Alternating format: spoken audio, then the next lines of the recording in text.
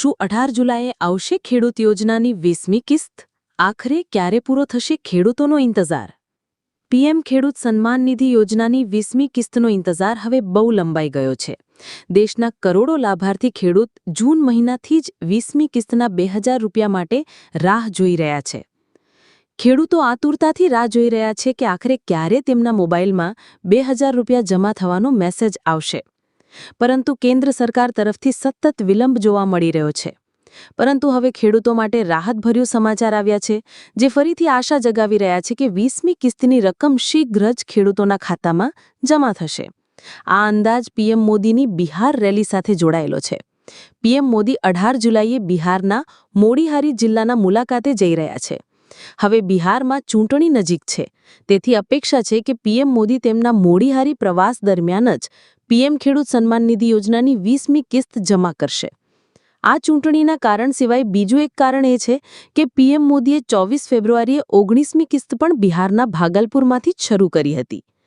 હવે જ્યારે બિહારમાં ચૂંટણી માહોલ છે, ત્યારે એવા સંકેત મળી રહ્યા છે કે મોદીજી મોડીહારીમાંથી 20મી કિસ્તના 2000 રૂપિયા ટ્રાન્સફર કરીને ખેડૂતોને પોતાની તરફ ખેંચવાનો પ્રયાસ કરશે.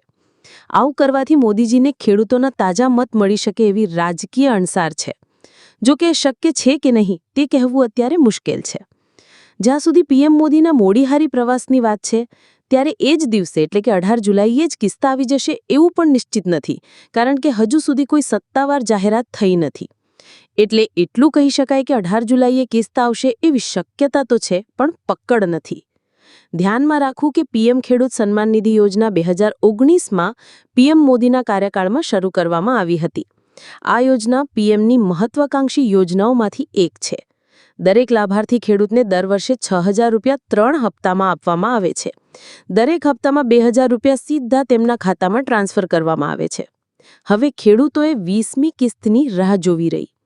નિયમ મુજબ તો કિસ્ત જૂનમાં આવી જવી જોઈએ હતી, પણ 10 જુલાઈ પસાર થઈ ગયા પછી પણ પૈસા નથી આવ્યા. હવે જોવું રસપ્રદ રહેશે કે પીએમ મોદીના મોડીહારી પ્રવાસમાં ખેડૂતોના મોબાઈલમાં મેસેજ આવે છે કે નહીં, અથવા ફરીથી ખેડૂત નિરાશ થાય છે. જો તમે બિહારના લાભાર્થી ખેડૂત છો તો તમારા વિચારો નીચે કોમેન્ટ બોક્સમાં લખજો. આ સમાચારમાં એટલું જ. વધુ અપડેટ્સ માટે TV7 ગુજરાતીમાં જોડાયેલા રહો.